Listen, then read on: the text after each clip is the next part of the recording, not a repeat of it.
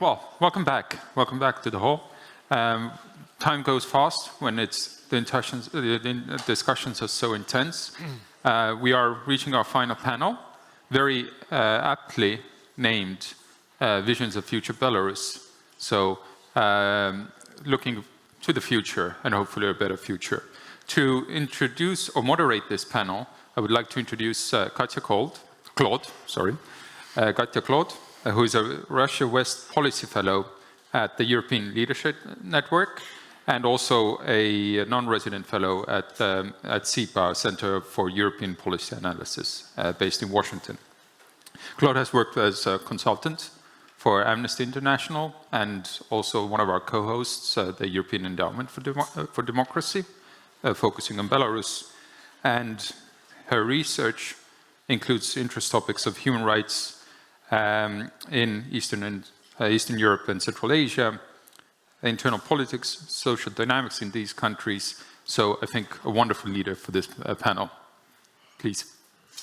Well, thank you very much, Marco. And I should mention that I am, of course, Belarusian, so it can't be more relevant to me, this session.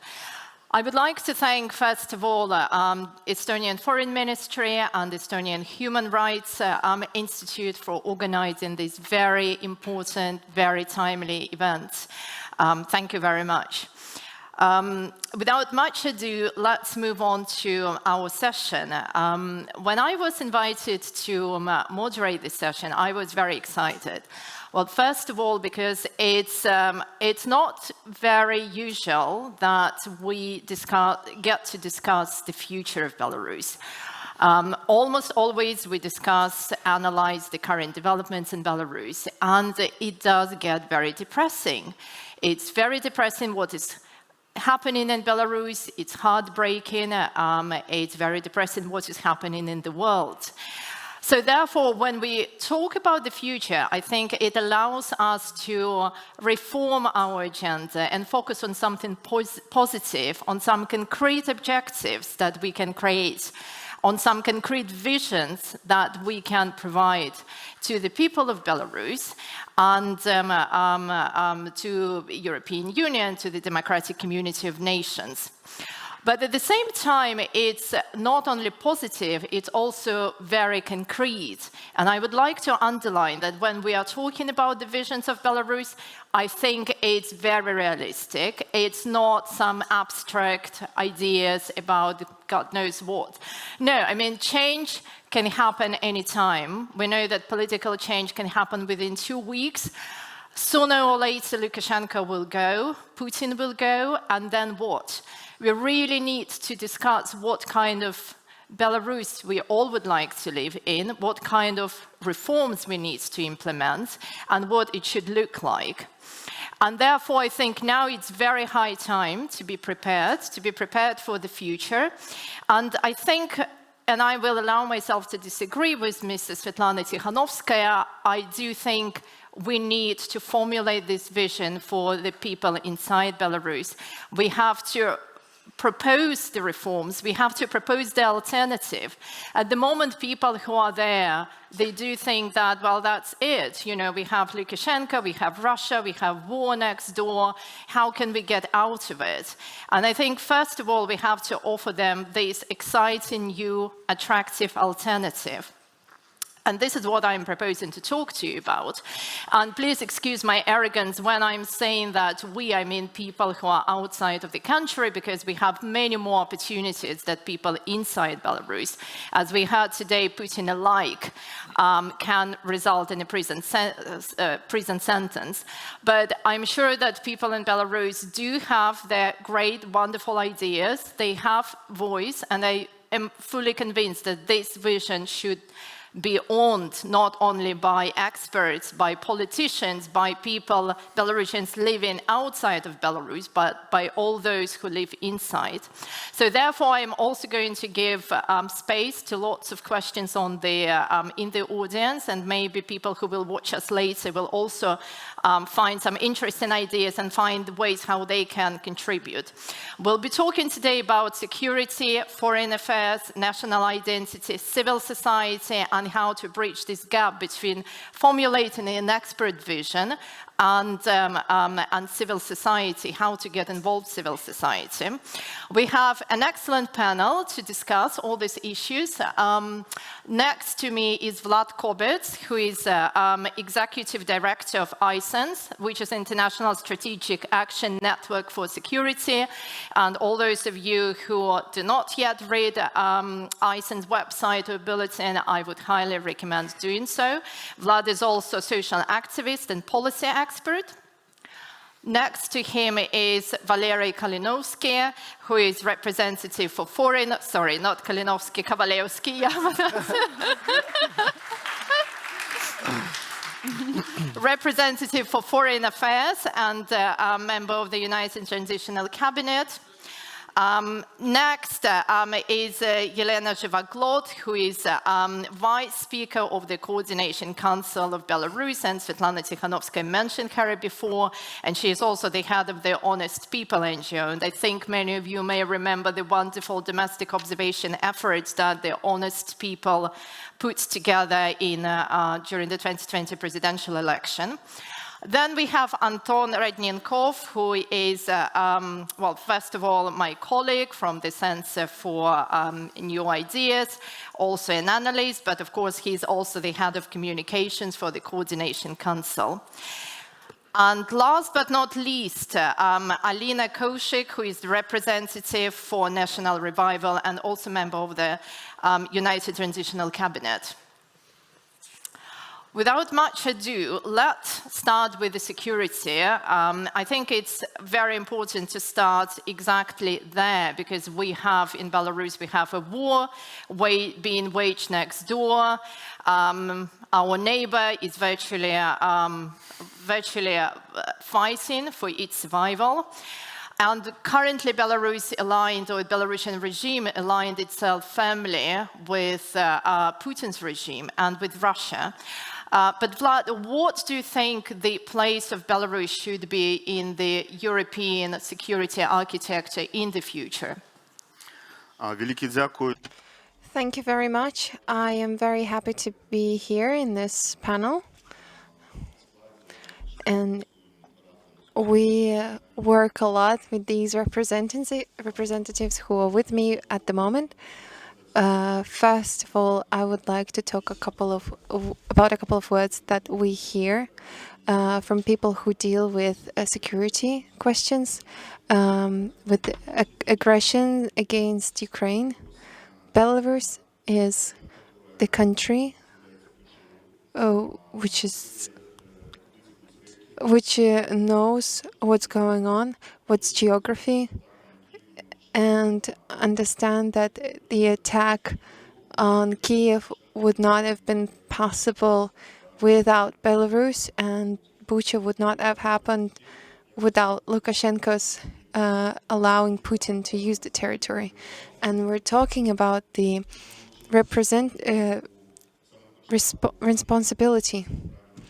We look at Baltic countries who managed in the beginning of the 90s to make the right choice. And those who see how countries who joined NATO never lived so peacefully before. And the denial of a NATO by Ukraine and Belarus was a mistake, and those who think that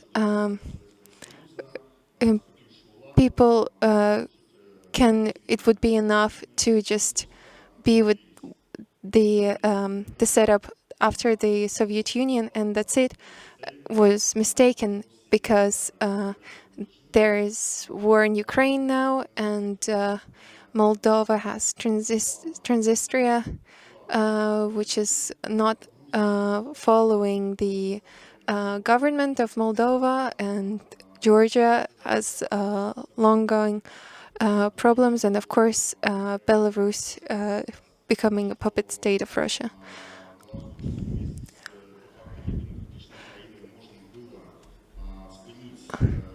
I would say that by establishing connections with non-European countries was actually a mistake, because not having support for Georgia, for example, this country was attacked. And I don't know anyone today who would know that Russia and the EU could have some sort of gray zone of neutral countries. If you are neutral, they look at you and then they attack you. So our vision is the regional approach to the problem, which started not today. And for example, we started our work 5 years ago. We started off with realizing that Russian aggression in Belarusian media was not documented. Our colleagues from Czechia already noticed this earlier. So we actually, by cooperating with them, managed to make a map of Belarus and Ukraine, mapping the aggression. And these processes that Russia started led to the war. So today I would talk about the future of Belarus that happened now.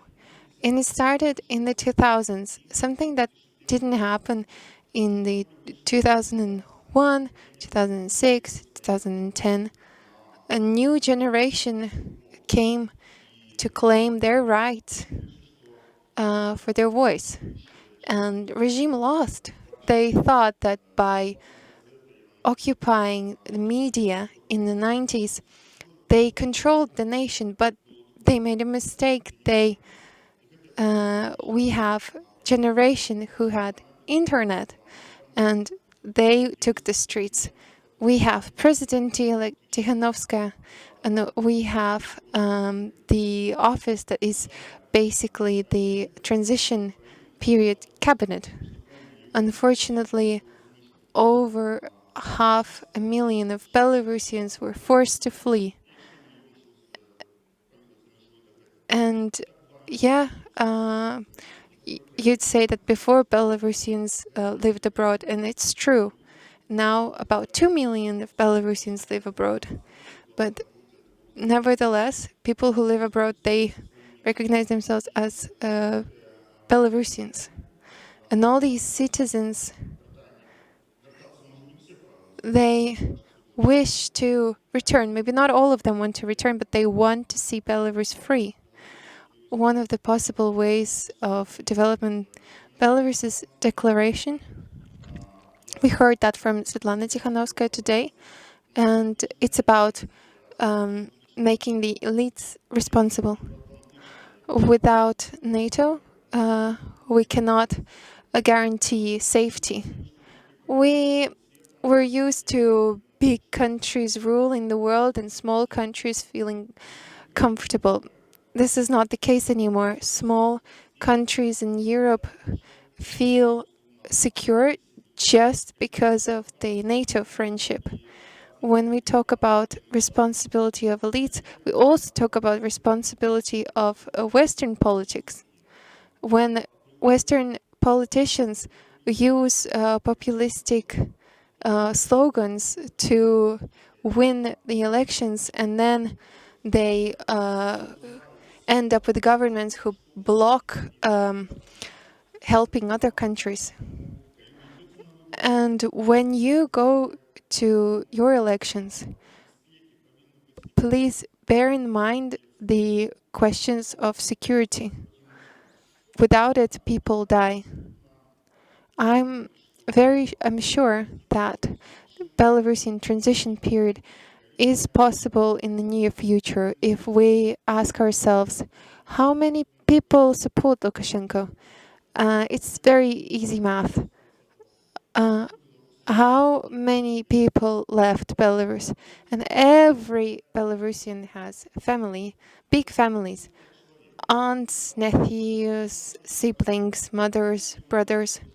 So if we talk about even 5 relatives, and think about it, 500,000 people multiplied by 5, and we have president-elect, so we can claim our rights.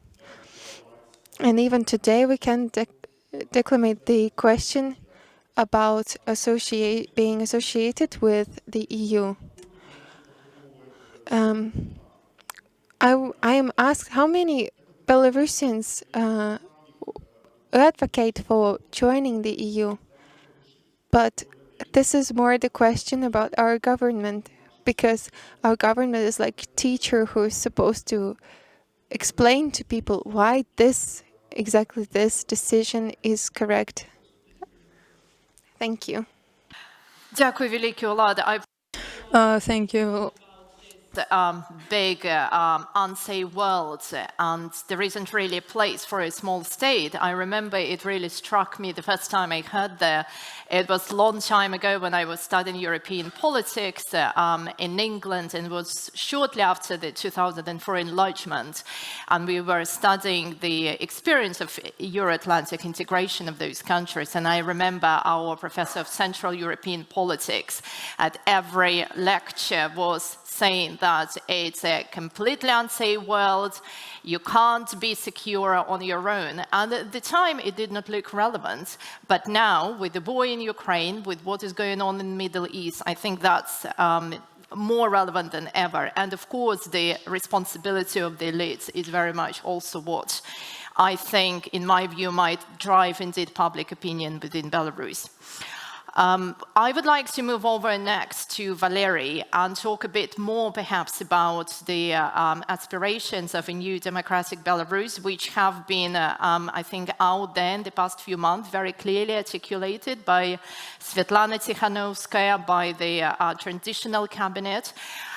If you could talk more a little bit about that and maybe touch upon what kind of foreign policy new democratic Belarus should have, what its priorities should be.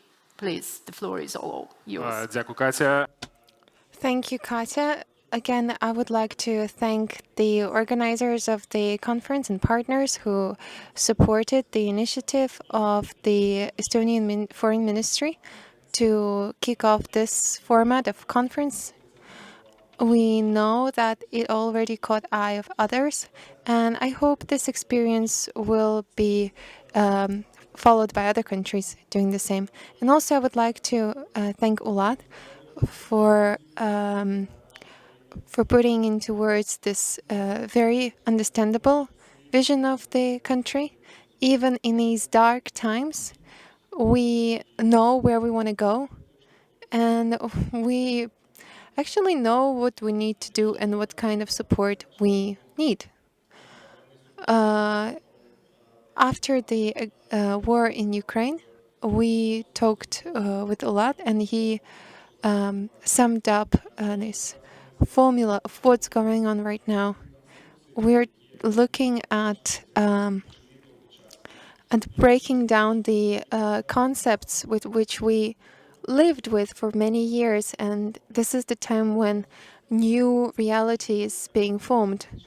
And for us, it's critically important to act fast and act decisively so we could form these new constructions so that they could be relatable to Belarusians' interests. And what Ulat said formed the insecurity of Belarusian. It comes from the east. We cannot put on the back burner the question, where does Belarus belong? Before we could think of Belarus as a bridge, but or a neutral, but the war against Ukraine has shown that there is no concept of neutrality in Belarus. And if we think about that, this principle, we can pay a very high price of our independence.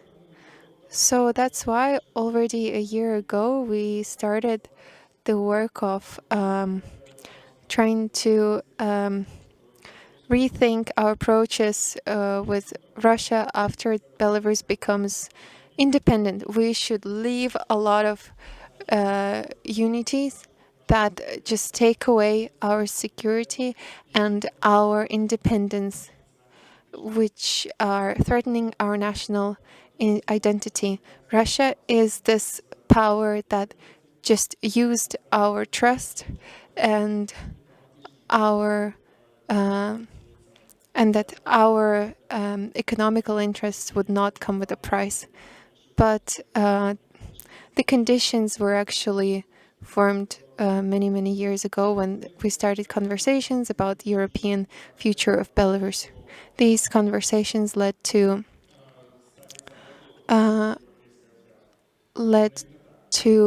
making sure that we need to identify as a European family. We shouldn't ask whether we deserve it. We say that we need this friendship in the EU, and this is not just a question about being prestigious and successful. It's about the place where Belarus could save themselves as independent and sovereign. It's a place where we could develop our national identity and stay ourselves. I would name 3 concrete factors. First of all, values. Values is something that is what we like in the EU. We like the respect of law, human rights, and the independent court system. This is something that was inspiring people in 2020 to go and take the streets to claim the freedom. And also other part is pragmatic interests. We know that in the EU we can develop successfully like a modern country, like social sector and like economic and like infrastructures and investments, something that we can see in any other European countries, because this is the success story. And the third is, of course, questions of security, something that is making us joining the EU a true priority, what we can do today and what we have done already. We are building institutional relations with our partners of contact group, European Union's contact group. This is the first time when non-governmental institutions and governmental institutions work together. We already conducted the first meeting with the group, the contact group of the EU, and in the beginning of January, the first strategic meeting will happen in the US. So again, another example of non-governmental and governmental cooperation. We're talking about European Parliament, so we could strengthen our relationship. And so it's also important for us to do our homework on our resources and structures. Of course, everyone's looking at Coordination Council because they're getting ready for their first elections to strengthen its legitimacy. And to strengthen the constructions of the Belarusian independent organizations. We know that our own work is being supported by this cooperation between the EU countries, and some of the countries already sent their representatives to our office. And it's of course not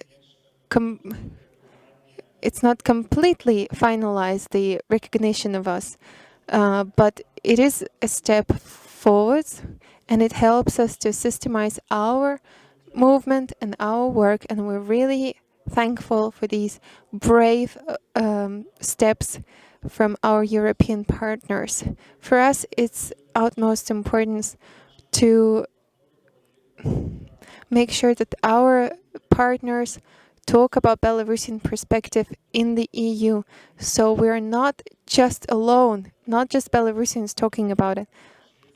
And for example, the foreign minister of Sweden, I thank him for his very brave position that he articulated that Belarus belongs to the European family, and these signals are of paramount importance for us. So Europeans could already remember and fixate that Belarus belongs to the European family, and it is also important that this way Russia will also see it, and Lukashenko will see it.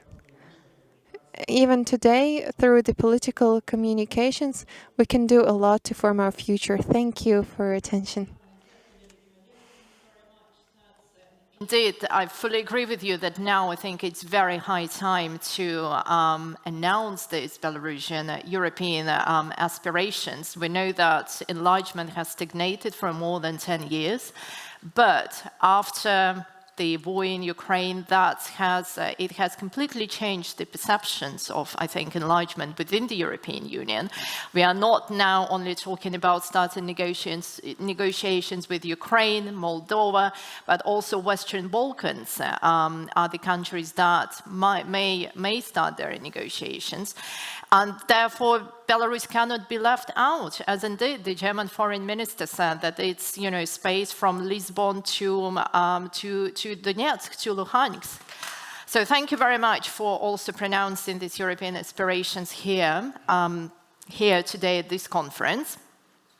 Now I would like to move to Anton and talk a little bit about what actually the vision of Belarusians themselves is about future Belarus. Do they have any vision? What is perception about reforms? What kind of reforms are needed? And when I talked about the ownership by the Belarusian public of the new vision, I very much meant that we need to hear what people inside the country want. So could you shed some light on that, please, Anton? Thank you very much, Kat. Years I've been working in analytics center of New Ideas. In 2020, when I joined the Democratic Forces, I realized that there is a difference between political communications and analytics, and today I will try to analyze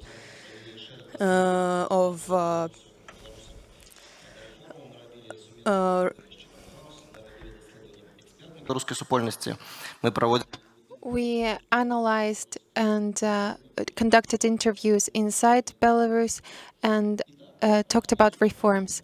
So there are good news. Belarusian society wants reforms. 59% of people want that Belarus needs changes. This is the city society. Those who are against, there's only 15% of these, and the rest are neutral. They are afraid to talk about it, or they don't know what reforms are. Okay, Belarusian society wants reforms, but there are some nuances. So the reforms that Belarusian society wants is a little bit different from what democratic forces want. And this is what I want to talk about. When I'm talking about it, 60% of experts say that reforms must happen quickly and they must be big. But when we ask Belarusian citizens, only 12% agree with it. 59% believe that reforms must be slow. So we can see that Belarusian society is a lot slower than our democratic movement. So when we say we want quick reforms, we must understand that people inside the country may be scared by it. When we talk about the role of state, Belarusian experts society, 70% say that reforms must be aimed at lowering the impact of state to various spheres of life. And among regular people, it's only 13%. So Belarusian society is a lot more, so to speak, neutral. and they agree that in some spheres state may be more controlling and less controlling, so every sphere must be viewed separately. When we talk about, for example, geopolitical choice, we mentioned already. This is a very complex question, meaning that 66% of Belarusians believe that a state should have with both West and East. Belarusians are afraid of war, very afraid of confrontations. When we say that Belarusians have only one way to the West, we must explain what's going to happen with the economy, which is 70% dependent on Russia. And focus groups understand it really well. They understand where the goods are sold, what's going to happen to their businesses. And when we talk about that we are pro-West plans, we must give answers to all these questions. There is one big problem, and this problem is that, in general, the amount of people who look at state-owned media and independent media, Belarusians don't have that much trust to the state, but also there isn't much trust in the state, in the democratic forces. Regular people don't believe that democratic forces have a concrete plan of reforms. That's why I say we must share this with people and persuade them. There is also a language question. A lot of attention is directed at developing the Ukrainian language and culture, but we must also address the question whether Belarusians believe that Belarusian language must be the only state language. Only 12% of people agree that we must have only one state language. 70% believe that there must be two state languages. It's not a catastrophe, but I say it matters is how we address this question. I say that we must have three priorities, working for a wide amount of people, for different people.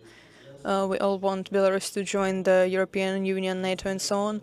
We don't need to be persuaded, but we must leave our echo chamber and talk to actual people.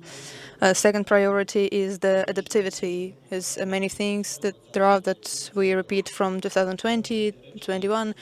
These things used to work back then, now they don't. The situation is getting worse, not getting any better for us, and civil society is not getting bigger. There aren't really many new media, so we must adapt to the new situation, to find new ways how we can send our information to people, how do we reach our audience. And the third thing, which is also important, is having a dialogue. We must talk to Belarusians. We shouldn't give them directions or laws or directives. We must build a discussion with them. Social understanding of things in a society starts with actually discussions, when all opinions are told out loud, when we hear each other's arguments and opinions. Only then we can have the general understanding in our society. Today's Lukashenko government doesn't talk to Belarusians. He doesn't care what people actually think. But we as democratic forces, we must on the contrary, have it as our priority, talking to people, explaining things, listening to their arguments, and finding out what they think about it. Today we have a lot of our international partners working here, and it is also very important for Belarusians inside the country to see solidarity and support. It shows them that they're not alone. They are on the right side of history. They're doing the right things. That's why I'm asking all diplomatic people to be more active, talk to Belarusian media more, tell them that you support Belarus, tell them you think that Belarusians are a European nation. It is very important. Not for me, because I've lived past 2 years in Poland, but it's very important for Belarusians that are still in the country. They need to hear that they're not alone, they have people who help them, and then everything will be okay. This way, when we talk about the vision of future Belarus, we need to base on three consensus. First, inside the Belarusian forces, democratic forces, They've done a lot to synchronize and make decisions on important questions. Then consensus in international community. International community needs to support us, and the third one is the consensus in actual Belarusian society. We need to be agreed on the vision, because without it we can't have an international support. I think consensus within the civil society is the most important, because this is the one where we lack international support. And thank you. Дякую велике, Anton. Well, thank you so much for bringing us back to reality, if I may say so. We were discussing wonderful dreams of a beautiful Belarus that I do hope we will see. I mean, I'm sure in our lifetime. But it's really good to know what people in Belarus think about that. And the situation is not as clear-cut or maybe as hopeful as we might think.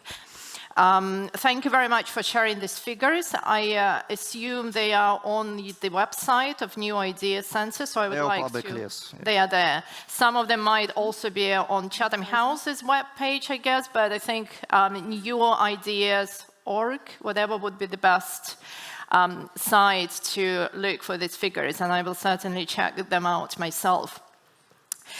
You have already started talking about this very important consensus within society and within public opinion, and this is a very nice shift to our next speaker, to Lena Zhivoglod, who will talk more, I think, about the process of formulating the vision at the purely expert level, moving down to the political message and transitioning and messaging to people, and most importantly about how we can engage civil society and the public within Belarus. Over to you, Elena, please. Thank you, Katerina. Thank you for this event. I'm joining with all the gratitudes. Thank you for giving us this possibility to talk about and have a discussion. Right now, I think that I'll try not to repeat the ideas of my colleagues, but I'll try to add something and focus on civil society. Right now, it is understandable that the democratic forces are focused on and have a priority of fighting the Lukashenko's regime, and to have this opportunity to transition to democracy. And I think that working through this vision is, as we say, New Belarus. This is also preparation for having this opportunity. When I talk about the vision of New Belarus, I always use three aspects. First one is reforms and expert community. Reforms, I mean intellectual product as a document, as a vision of experts, which should be... The second is a civil community, which Anton talked about, and now we'll add a little bit to it. And the third one is the policy implementations for these changes. If we talk about reforms, then right now I understand that we're working for preparing for opportunities. We're working on documents and projects of reforms. I don't understand how we set our priorities for now, because expert communities work each in their own direction. If we talk about priorities, we'll need to prepare economic reforms. Vlad can tell more about it. Political reforms, and also reforms for transitional period. This is what we are almost ready for right now. Also, we have already mentioned, Valer mentioned the choices, the European choice, and we should be prepared for reforms in order to join the European Union, so that the European community is prepared for the fact that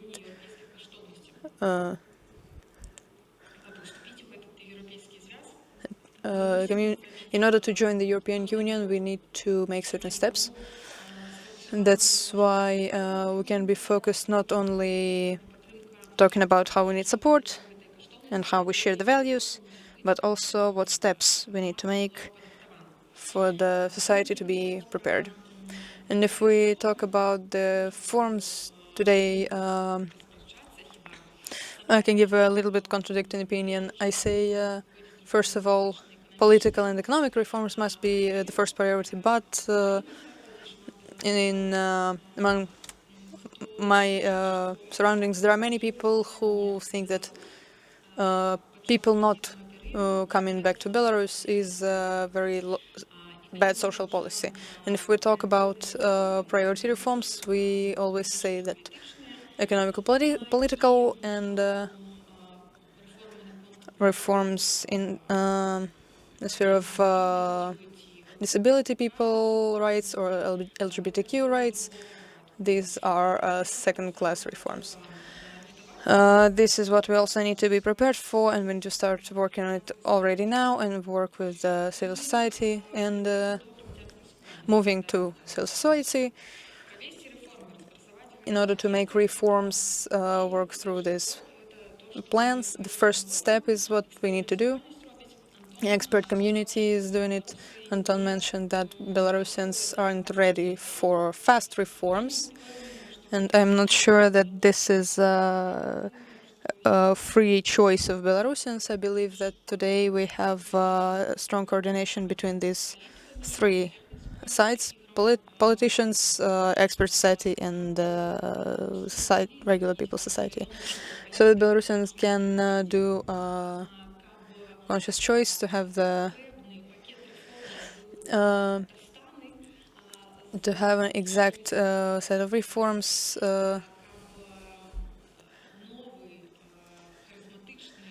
We need to not have a new charismatic dictator from Russia. We need our society to be more into the question of choice and reform choice and have actual plan of reforms. This is what we need to do right now. This is a public discussion, cooperation between experts and society. First of all, it's preparation of professionals for New Belarus. Right now we can use the time when we are in exile and immigration and prepare these professionals. And we can create these joint working groups together with external experts as well, and invite regular people into this discussion and prepare the society. Prepare the society not for populist opinions, but for politics as it should be. For example, we often say that we need to have parliament republic, but do many Belarusians really understand what's behind the parliament republic? We're just afraid of presidential republic and not really into this topic. The third part is politicians, and that will implement these reforms. I believe that we need to persuade Belarusians that we are talking about reforms today, but who are these politicians that will come when there is an opportunity and actually implement this vision. Today, I think the politicians, we're all politicians, we don't talk enough about vision of New Belarus and not trying well enough to create one solid program of New Belarus. And it seems to me that it is normal when if politicians will offer their vision, and it won't be one and single vision. European choice, yes, it is a consensus, but what are we offering to people, for example, in case of language reforms or in other questions? It is normal when people understand which politicians offers what. I understand when it's time different people can come to power, and I believe that Belarusians will. It is important for people to understand that all political actors have a leading fight against Lukashenko right now, and they have a vision which needs to be shared. What I'm trying to say is that there are three sides, and all three of them must cooperate. The cooperation must be more honest, and society must be more included into this vision. Thank you very much. I very much liked your idea of engaging more civil society, and I think you personally are very good positioned, very well positioned for that, being the Vice Speaker of the Coordinating Council, because it's indeed the structure that should, I think, was envisaged to unite the representative governing, in quotation mark, structures of Svetlana Tikhanovskaya and civil society at large. But let me move on to Alina. Alina, last but not least, I think your topic is actually perhaps most important. For me personally, it certainly is, because national revival, national culture, it goes down to our very core beliefs and values about ourselves, about our national identity. When I read that Karatkevich and his book about the Kalinovsky rebellion is bad, that hurts. That's really painful, because it's, as I said, it's about us, about what we believe in, and about our survival as a nation. So please tell us, what are you already doing? I know you're doing lots of things to preserve our culture, to preserve our heritage. And what is your vision for future Belarus? How can we be really, truly representative among European nations, carrying this Belarusian banner as a unique and sovereign nation? Please, the floor is yours. Дякую, велике, Катя. Добрий вечір, шановні. Thank you, Katya, and good afternoon. For me, this is so important, and I'm so happy that this panel is in Belarusian and in English. So this means we're transitioning from this situation when we know that Russian used to be this lingua franca, like we couldn't speak without Russian, but now I want to say thank you. Thank you so much, the Association of Belarusian Business Abroad. So, because they're one of the first ones to introduce Belarusian language at their conferences. Now, this is maybe not mainstream, but this is something that we're fighting for every conference. And I'm really happy that our panelists decided to use Belarusian for communication. We see that this wave of Belarusian culture is still going strong, and I would like to say that it's going to turn into a Belarusian tsunami. And when I was preparing for this speech, I wanted to say that I have a dream. This dream is Belarusian, and when I heard my colleagues, I want to say that we not only have this dream, but we have plans.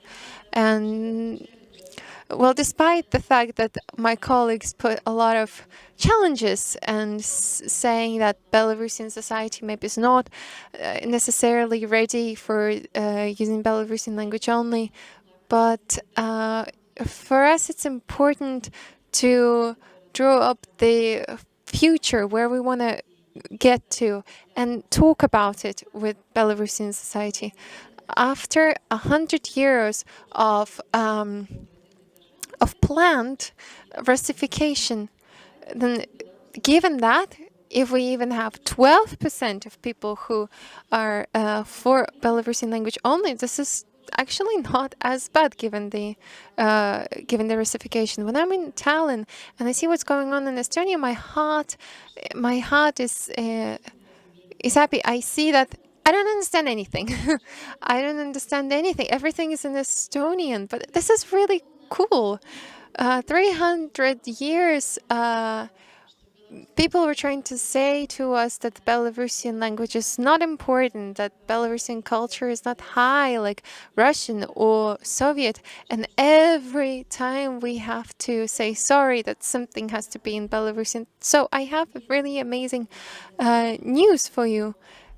Having a single national language being Belarusian is absolutely okay for a European country. This is okay for a country which respects itself and wants to build its own independence. That's why we aren't any extremists, nationalists, or terrorists when they say that national identity questions are important. We're just being proud Belarusians, citizens of Belarus. But we would like to build in our country this future that would be comfortable for everybody. And despite the fact that for me as Belarusian, after 300 years of basically everything Belarusian was under repression, I understand that it wasn't just culture that was under repression, it was also Polish culture, Jewish culture, Tatar culture. But so we need to give space in Belarus to these national minorities, even though we will be the main nation. So for that, we worked on the strategy about national awakening and development. This strategy is basing on our roots and our history, but it is directed at our future. This is our national dream, and here it is very important the challenge that is before us. It is saving the nation from Russification, this colonizing politic that is being held by Russia, and we need to save our nation. And I invite you, despite the fact that we are separated between this fence that was built by the Belarusian regime, we should not divide ourselves by those who stay and those who left. We are all one nation, and we need to be united. Also, I believe that the future of our country starts from us. It doesn't start with some sort of mythological plans and strategies that are written by politicians. This is something that starts with the responsibility of our own. We need to recognize that we are taking the responsibility for our countries and for our families. And when I became a mom, I wanted my son to speak Belarusian, and that was a very important decision, and it was like a domino. It had a domino effect because we can break this Russification effect that was built up in our country for centuries. So let's ask ourselves what we're doing to make Belarus independent. And it's very important here to be active, the activism. So, for example, the social activism. This is something that goes against the colonial thinking that you cannot do anything. We all can do something. We can make changes, and we can do a lot. And about the conception of national revival and development, we would like to strengthen national identity and getting rid of totalitarian thinking. So dehumanization, decolonization, de-imperialization, and de-ideology of our social space. And this is a very big work in front of us. And for example, Estonia or Latvia, Lithuania, these are the countries who have already walked the walk and could be our partners, who could share their experience, how they've done it. And this could be for us something very important, because now we're building the Institute of Public Belarusian Politics, and we will bring these painful questions until we understand where our roots are and why your grandparents and great-grandparents were killed and why your siblings are in prison. And until we punish these crimes, we cannot go further. But we also need to create a positive image of our country. We need to talk about Belarusians when we talk to Belarusians, we need to make it attractive. But also, we need to make it attractive for our foreign partners. I think such conferences could be a really good space to actually advocate for this vision of future. And when we're talking about society, we need to develop our Belarusian culture and return our national symbols, which is what democratic forces are using already. And we need to widen Belarusian language, not making it, not by force. What we're offering is 4 steps. The first step is the notice étape, and the second step is the transition from dictatorship to democracy. And this is about 10, and it's going to take about 10 to 15 years. I know that my time is up, but I'm finishing up. Because now, it's apart from this awful war that Russia is leading in Ukraine, this war is also in Belarus. This is a different kind of war. It's the silent kind of war, but the goal of this war is to enslave us and take our independence. So it's important that we stay strong and that we keep on building our society. And we need to understand that we're not alone. This is something that we continue from the 2020. So the future of Belarus begins from each of us, and I am sure that in future free Belarus we will have both the Museum of Repression and Museum of Freedom. Thank Will be watching it online later, they can really dwell into all the points you mentioned, your 4Ds and other things. But I think what you said also sums up our session very well about the need to build our community and take responsibility, each of us. However, that's not the end. Yes, I know we are running late, but I would like still to take some questions, if that's okay with the organizers. Please, questions. We will take a few questions to save some time.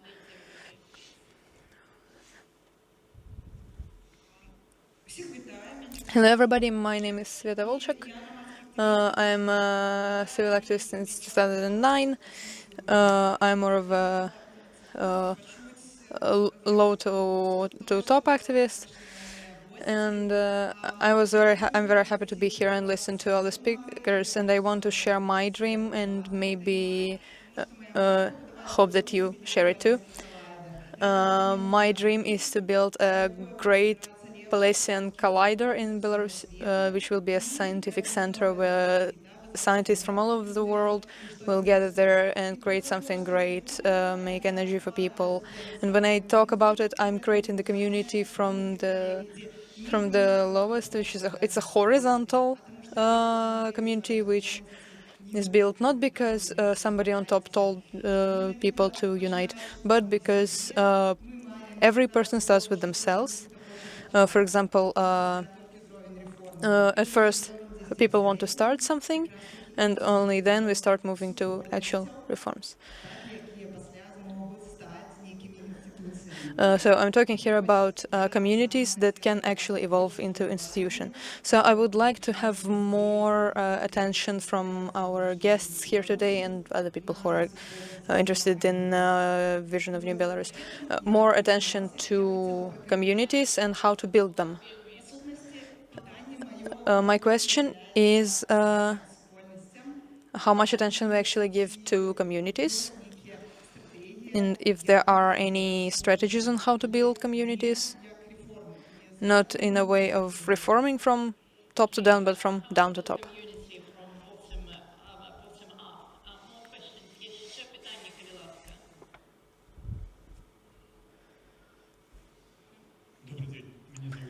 Hello, my name is Andrei Zirin. My job is communications consultant. Today I am here as a representative of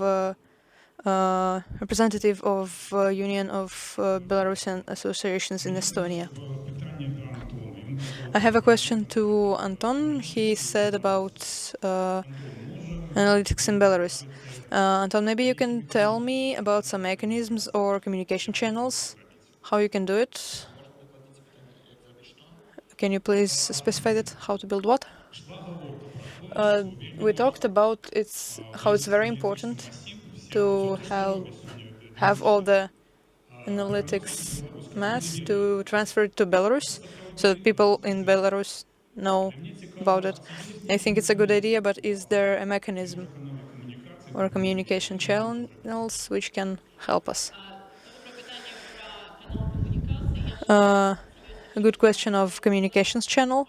Any more questions? You have an opportunity when we have the best of the best experts in this topic. Please ask your question. Good evening. It's still me. Challenges that we seem to be facing as disparate Belarusian diasporas in lots of different countries is we've been coming together and we've been developing this collective sense of identity as Belarusians living overseas for reasons sometimes beyond our control. And then the democratic powers representing Belarus have been great at supporting these diasporas and communities and also speaking to the international community.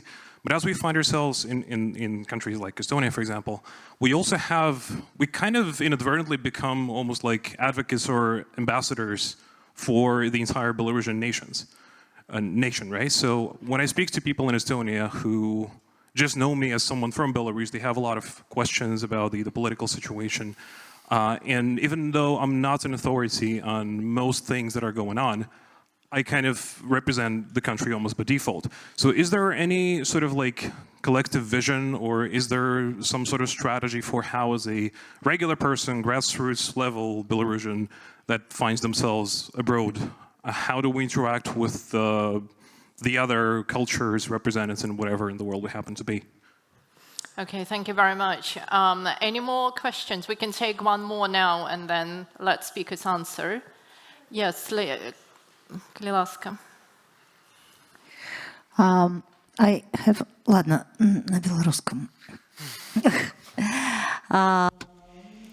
I have a question for Alina.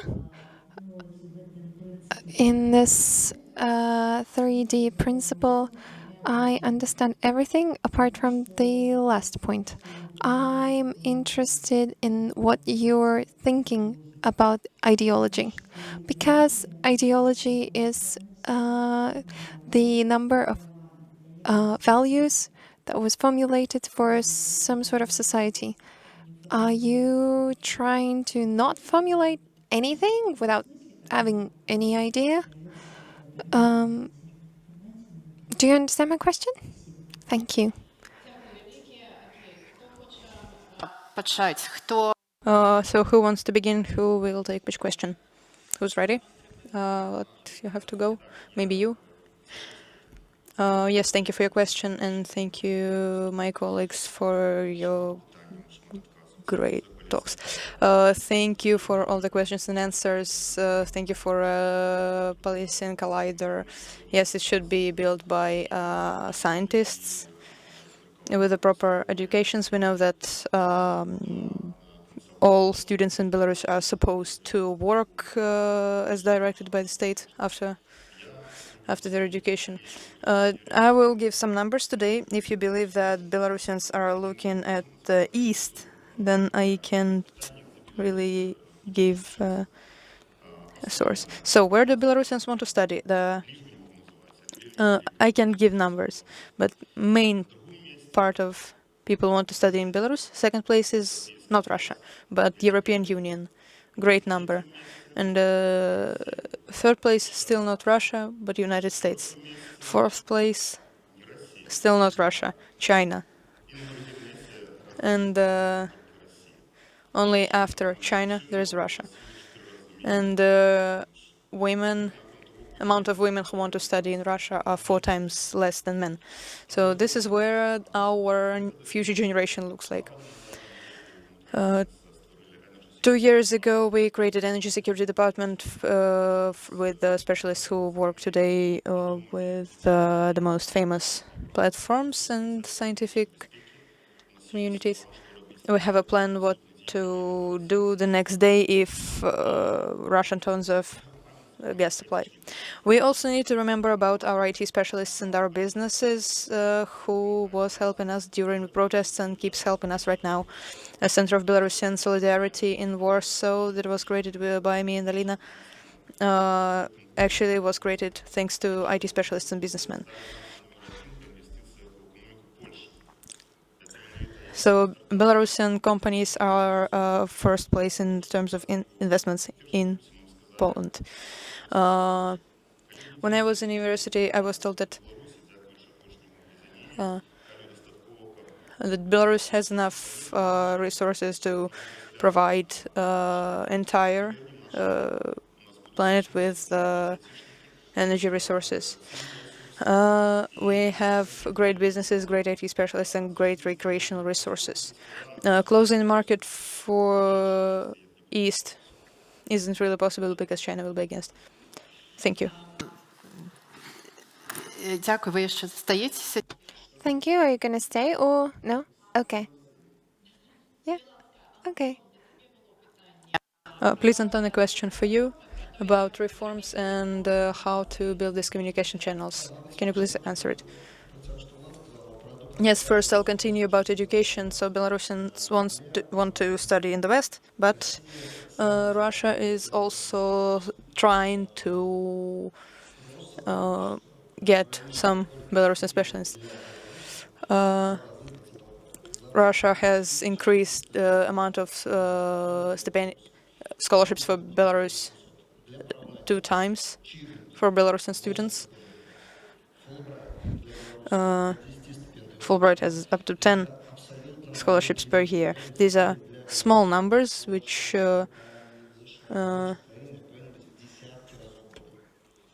in Western countries we need a lot more scholarships for Belarusians than that. This is a fight for younger generation specialists that happens every day. That is why we're talking about it in United Transitional Cabinet. If you don't have money to study, you will go study where you get your free education, unfortunately. And these are the best minds of Belarus. Andrei raised a good question for an entire separate event we could have. Yes, of course we can, if you say it in short. In the Center of New Ideas, we have a TikTok. Last month we had 2 billion views without ads, 4,000 of comments. In spring we had 3 million views and 10,000 comments. Telegram is not safe, YouTube is not safe, but we can see from these 10,000 of comments that Belarusians want to talk about questions, they want to discuss. And there's also another challenge, we need to change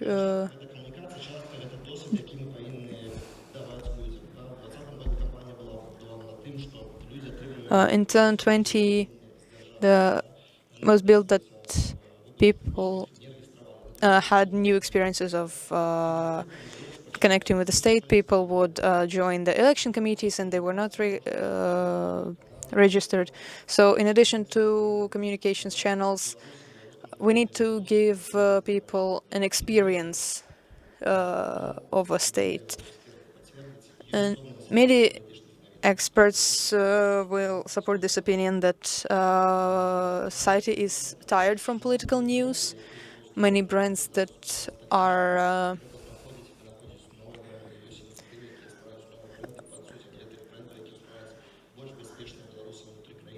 Вони роблять гэта паспяхова, я не буду їх просто називати, бо some brands from the 2020 became a bit toxic, so there is a whole new community creating new brands to follow.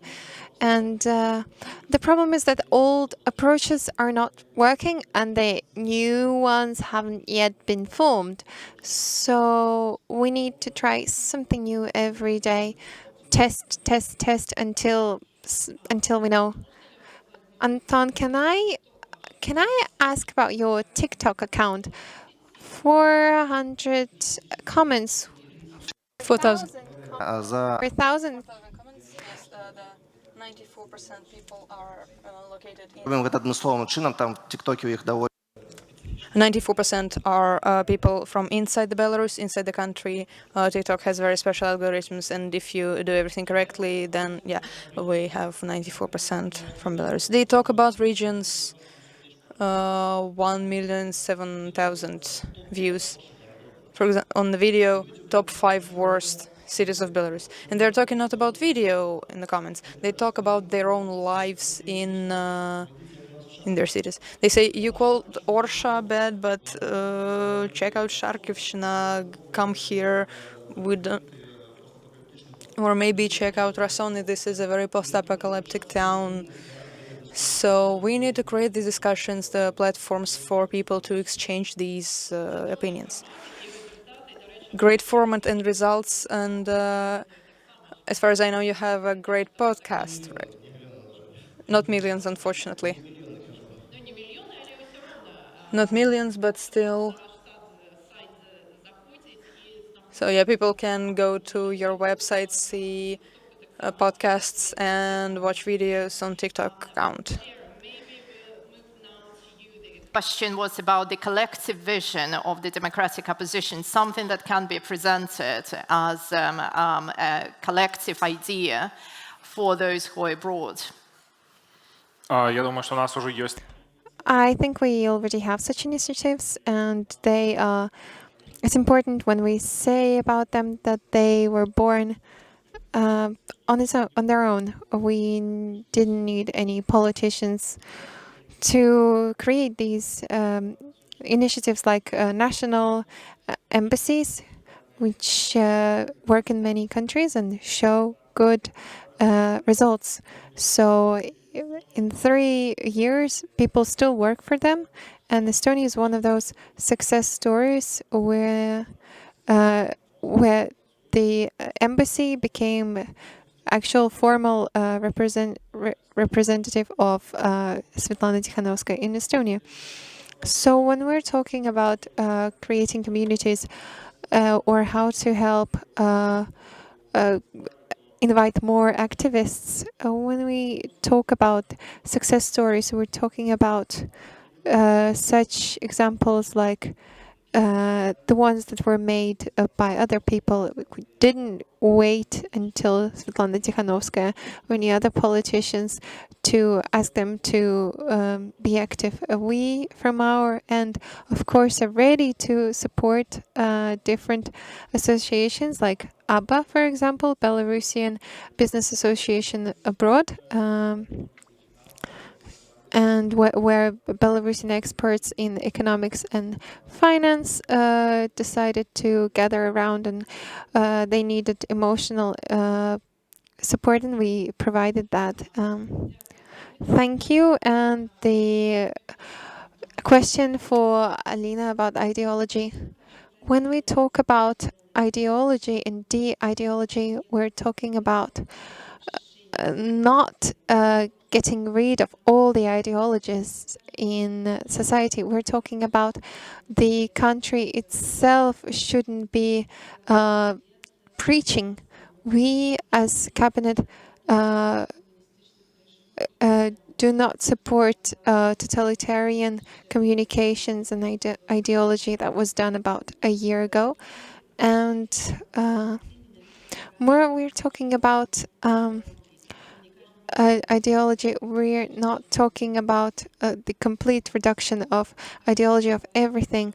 We cannot, we're talking about the state not being able to preach their own line. No, this is not anarchy, this is democracy.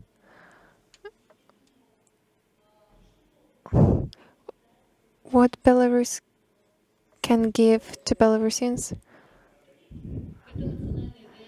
This is a national idea and not ideology.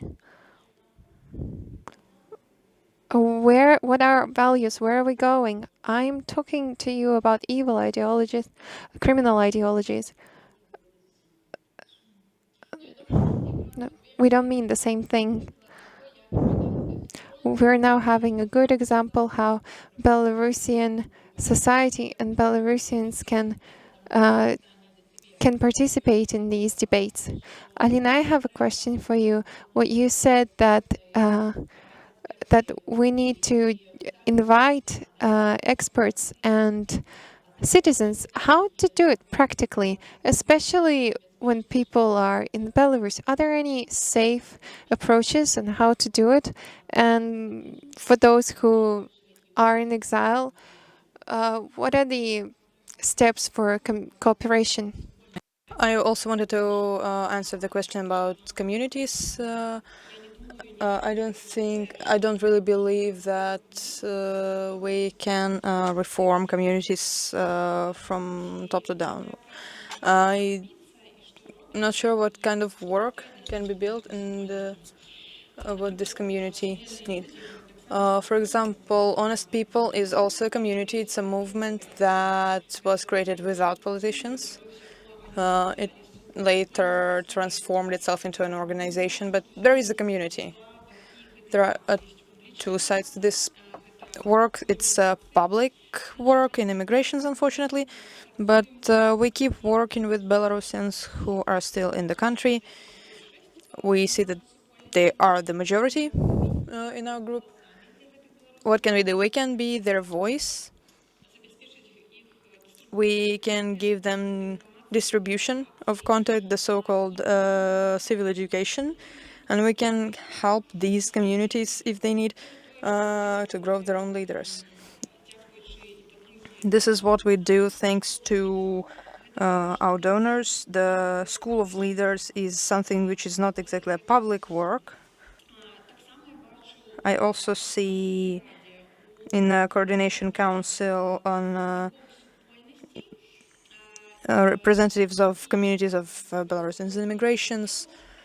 They represent the communities in exile, but also inside Belarus we have representatives of in Coordination Council, people from different regions of Minsk, different cities of Belarus, and if we need leaders of these communities, they aren't public people, but they have a platform where they can come and advocate their interests. If we continue talking about working with communities and how to include people in it, Anton started talking about this point, and I think it is important to continue being up to date for this social movement and society in general. When depressive mood, bad mood is all over Belarus and nobody wants to talk about politics, then we're trying to speak about politics without politics. We're trying to talk about what's happening in the country, what the new laws are accepted, how it influences life of Belarusians today, and what we can do. We can work with people's heads. That's why I'm highlighting this civil education so much, because this is impossible without politicians and without civil organizations in immigration. Because making all this work inside the country is a lot harder. Thank you so much for the answer. I agree with you.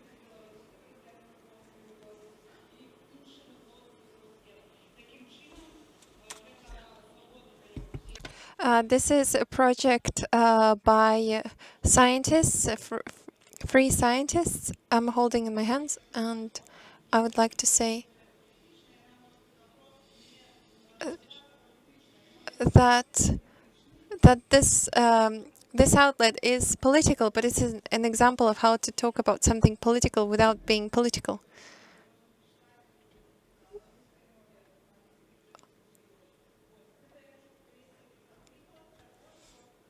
I'm trying to give an example that a project can be different. It can inspire someone, for example, all people in this place here. It can be... thank you, I've already said the main thing. So here we are making this mistake zine with its name Pamilka, mistake. We say that making mistakes is okay, and when we build a new society we will start with making mistakes. And this is okay because Belarusians are very afraid of making any mistakes as a nation, and with this we want to make a sort of therapy in the name itself, and a sort of... I think when we are building the video we will need a cut of this moment because it is already a political statement. Thank you so much for your work. Thank you so much for your work in Belarusian Latin alphabet. This is really good that you're using it. And when we're talking about the revival of everything Belarusian, are there any other questions in the audience? We have a couple of minutes.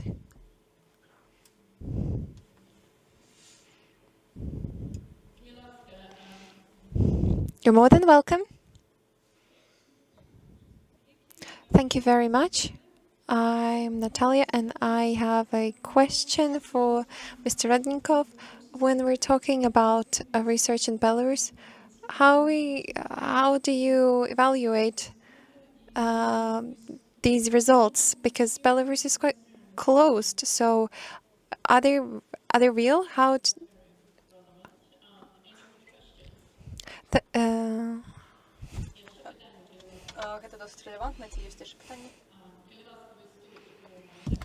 Please here in the front rows.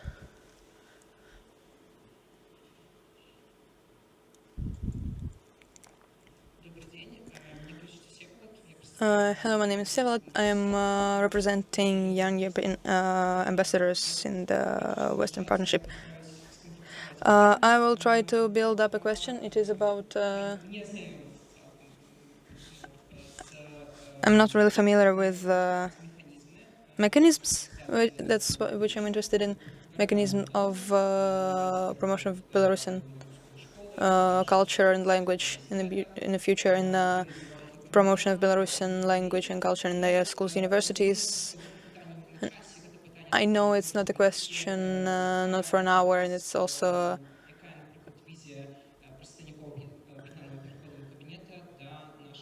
but what is the opinion on of joint transitional cabinet about Belarusian communities and immigration? Many of them will actually stay where they are, where they live right now. I mean,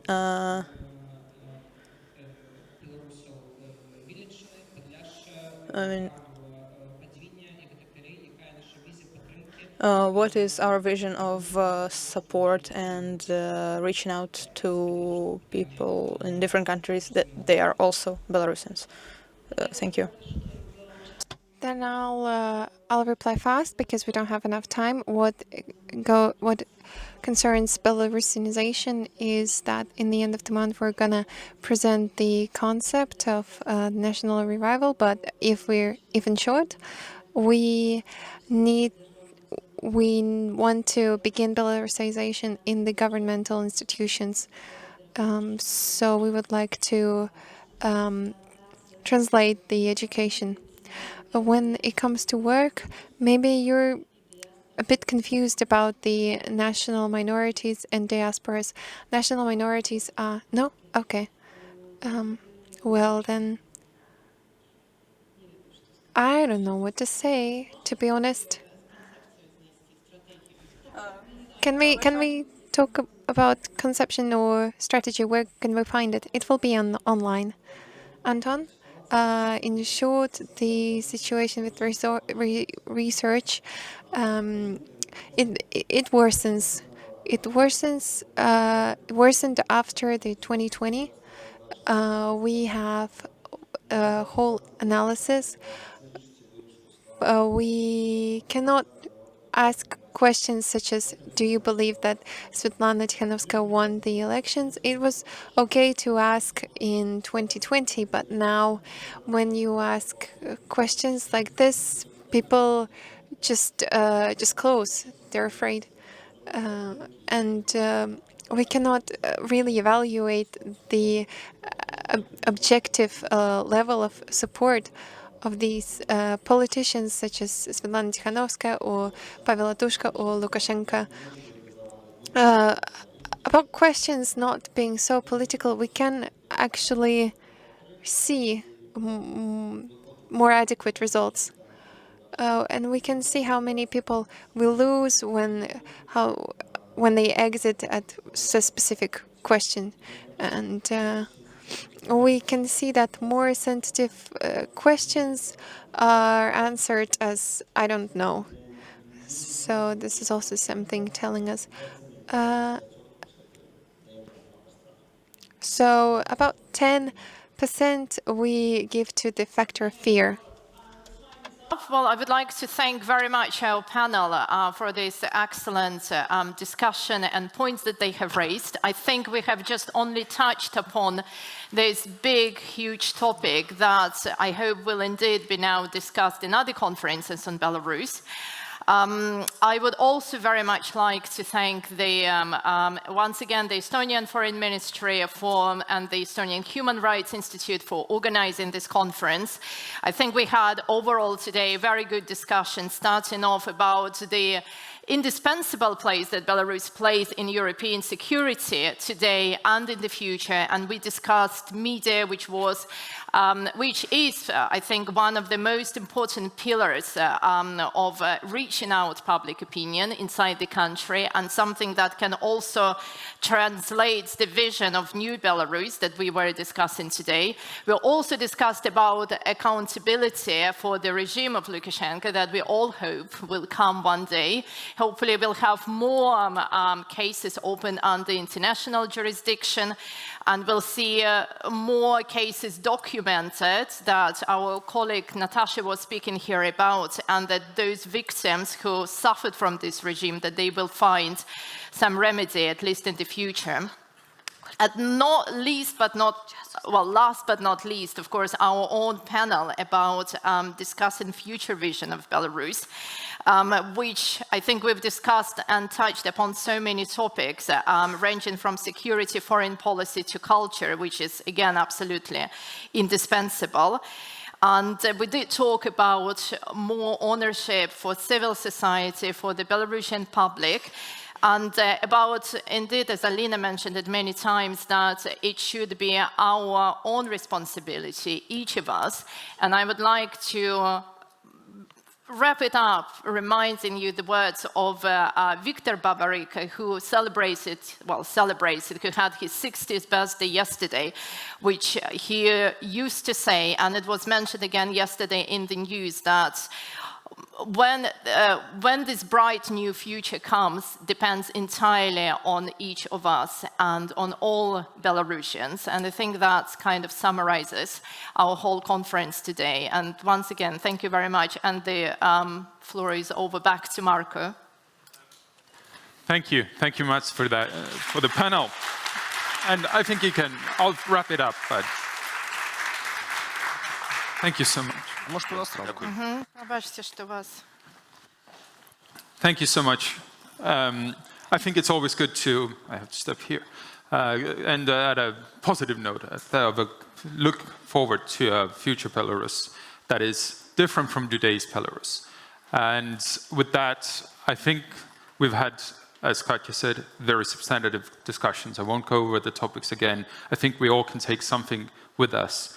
Either is it strength to fight on, or either something we here in Estonia, other partners, can think about how can we support Belarus in the future. And I do hope for seeing similar conferences in the region in the next years. But before, I'll indulge you for if you indulge me for just a few more moments, I think it's important that we say a few thanks. I think, first of all, thank you for our interpreters, who have been absolutely amazing. It is so important that we can do this in Belarus, in Estonian, and in English as well as necessary. And thank you. I think we have to say a very big thank you for the organizers. First of all, Terje and Ait, from the Estonian Human Rights Institute, who have been absolutely instrumental for pulling this all together. And I have a very special thank you for three other people actually. Gert, if you could join us here for a second.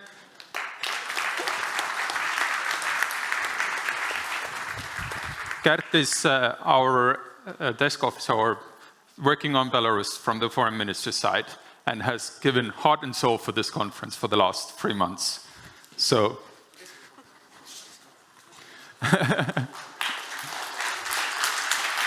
thank you.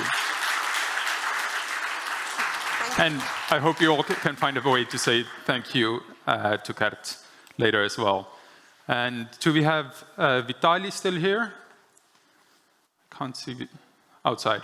Vitaly, many of you know, is the office representative of the office of Svetlana Tikhanovskaya here in Tallinn, who pulled this together.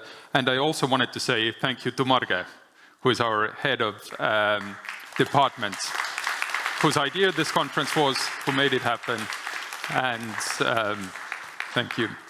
Also, I should not forget our sound and video engineers, who have made this a very smooth conference. But with that, I won't keep you in here for longer. I hope you have some time to get some refreshments, and I hope you have time on your way travels back home to think about what we can do, where we can do, and you have more strength and motivation to do. Thank you.